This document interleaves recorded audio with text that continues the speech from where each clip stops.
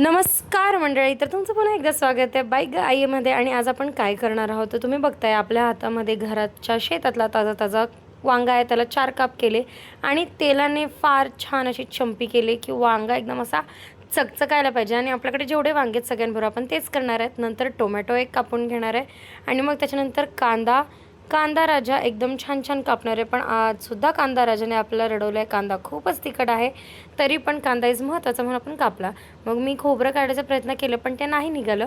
मग आपण खोबरं फोडून काढलं आणि मग त्यानंतर ते किसून घेतलं. किसून खोबरं बाजूला काढल्यानंतर लसूण स्वच्छ करून घ्यायचा आहे आणि मिरचीचे तुकडे करून घ्यायचे आहेत. सगळे वांगे असे आपले चंपी करून एकदम छान तयार आहेत. आणि हे आहे आज आपला माल मसाला जो आपण टाकणार आहोत. तर आपण आता बनवतोय काय तर ते तुम्हाला पुढे कळणार.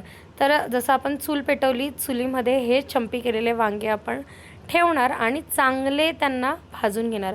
त्याच्यानंतर त्यांची साल काढून घेणार आणि मग त्यांना फोकनी असं व्यवस्थित ते कुस्करून घेणार. फोकनी, मी फोक यूज करते, बाकीच्या हाताने करत असतील पण भाजतं म्हणून फोक यूज करते. त्यानंतर एक कढईमध्ये लोखंडाच्या तेल, शेंगदाणे, मिरची, लसूण, कांदा टाकून घेतल्यानंतर आपण छान त्याला परतवणार आहे. त्याच्यानंतर जिरं आणि मोहरी टाकणार.